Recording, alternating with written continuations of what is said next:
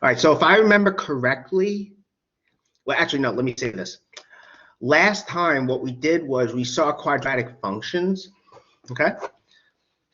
And basically, if you remember, one way of writing a quadratic function was ax squared plus bx plus c, as you can see here.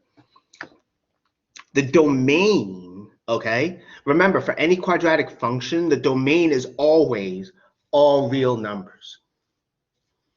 Okay, that's just what the domain is. You know, mostly because you can replace any number you want in for x. You could put any number you want into the function. You know, you substitute in for x. Okay, this was the vertex of the graph of the quadratic function, right? So we have this formula here. So basically, you have to calculate negative b over 2 times a. And what you also do, remember, is you evaluate it into the function. You plug it into the function to get the y coordinate. Remember, the vertex is a point. And we also have the axis of symmetry.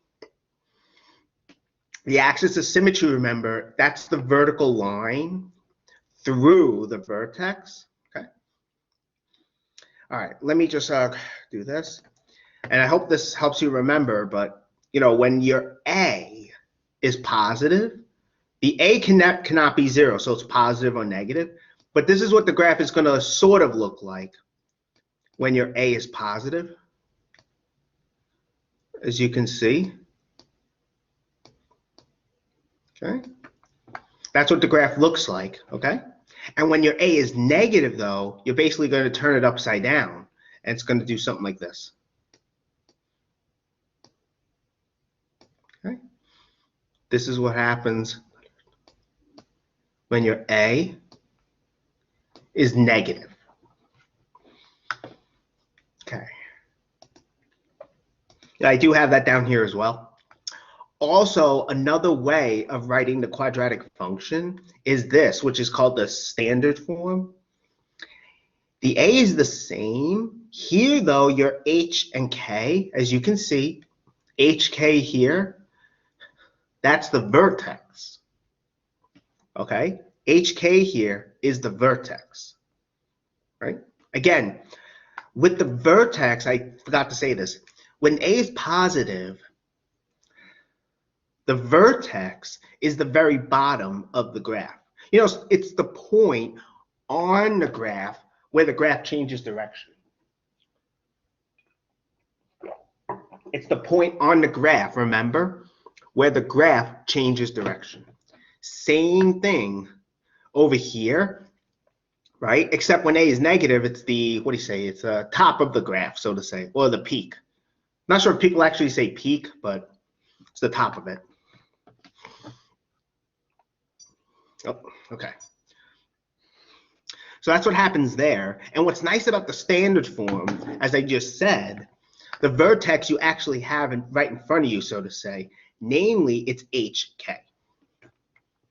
In fact, you could go from one form to the other by completing the square, but I didn't go through that, so I'm not going to have you do that here in this class, I mean.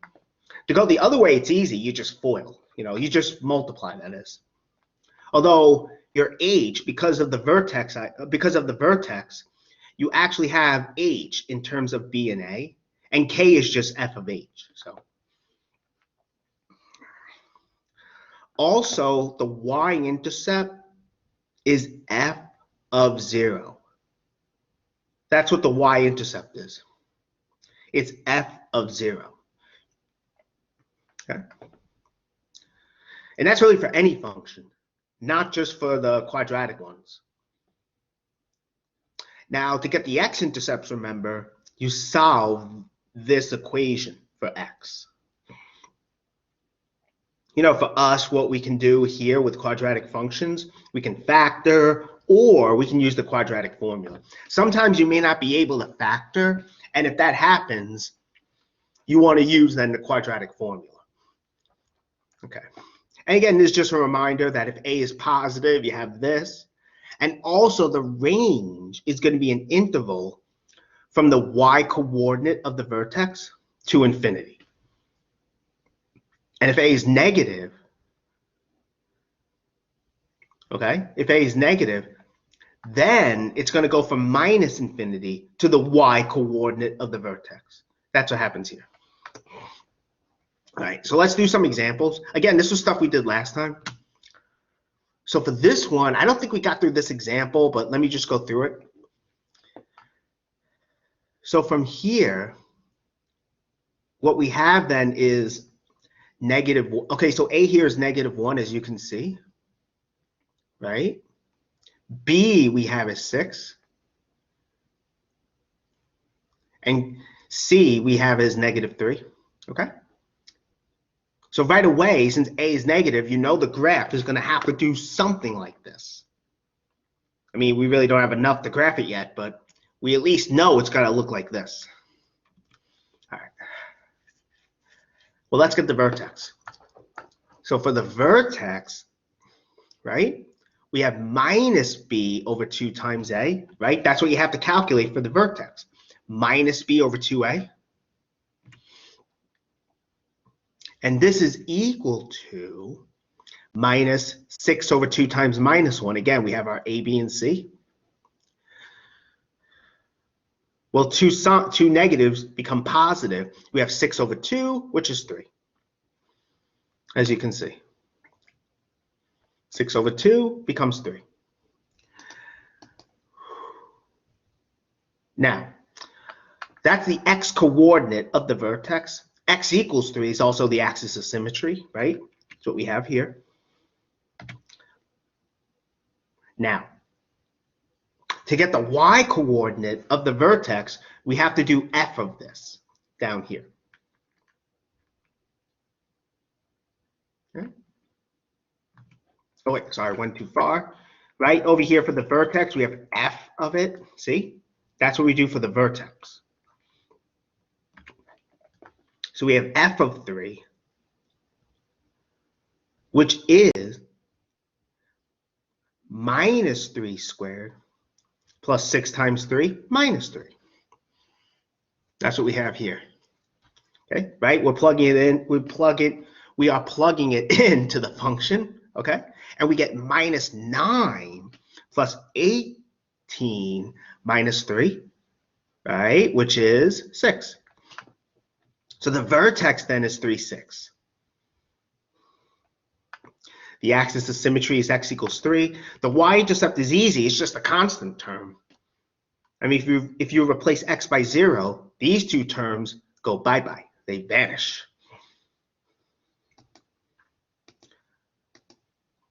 Okay. And again, since a is negative here, we know the graph has to open downward, as you can see. And the range is this. It goes from minus infinity to 6. Okay. You know, 6, of course, is the y coordinate of the vertex. Notice you never include minus infinity, and you never include infinity. So you always put an open parentheses next to it. For the y coordinate, for 6 in this case, you put a square bracket there, like I did. All right. Okay. Now, we have a lot of information about the graph. Now, to make the graph even better, though, we really need the x-intercepts. Also, let me say this. I said this for the other class. On a test, if I ask you to, you only have to find what I ask you to find. So I might ask you to find the vertex, the y-intercept, the range. The axis of symmetry, generally, I don't ask people to find. So again, you only have to calculate what I ask you to. Just letting you know. Okay, so for the x-intercepts, I mean, you probably could try factoring it. Personally, I just dove right in to the quadratic formula. Okay, as you can see here. Again, we have our a, b, and c. This is our quadratic formula. I mean, you could always try factoring it. Sometimes factoring might be easier, but not always. Okay. All right, so from here, we're going to get minus 6 plus or minus, right? 6 squared minus 4 times our a times c times -1 times -3 over 2 times -1. So this is equal to -6 plus or minus square root of 36 minus 12 over -2, and so on. Like so. So in this case, we have two solutions. We have -6 plus the square root of 24 over -2, -6 minus the square root of 24 over -2. These are the two solutions. Okay. So now that we have those, this is only approximation because you can see that these solutions are not rational numbers, mostly because of the square root of 24. Because 24 is not a perfect square. So from here, we can get our graph. I mean, here I drew the graph for GeoGebra, so you'll have to draw it by hand, of course. But on an exam or something, I'm not going to compare your graph with something that a computer can draw. I won't do that. As long as you have all the right, as long as the graph has all the right, what do you call it, features, that's all I care about. Like the vertex, the things I asked you to calculate. For the axis of symmetry, you could draw that as a dashed line. Although you could draw it as a solid line, but you don't have to.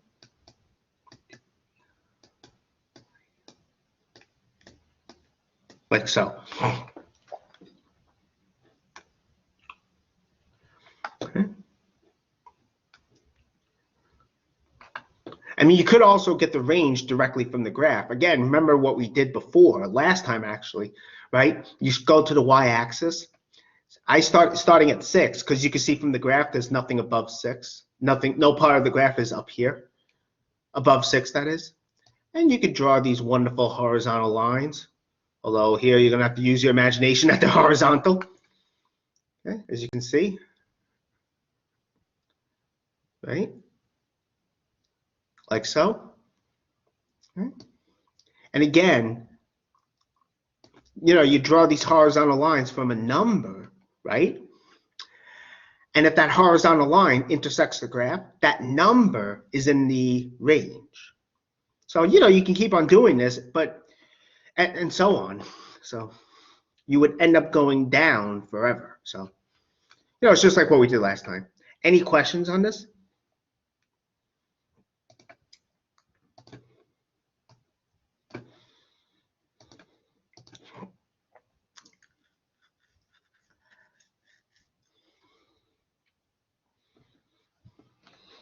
Okay. So the next one, I was going to have everyone try. I was going to give everyone about 2 or 3 minutes. If you don't finish it, that's okay. So, I figured it'd be good to have everyone try it out. Okay. I'm trying to get the class more interactive. So.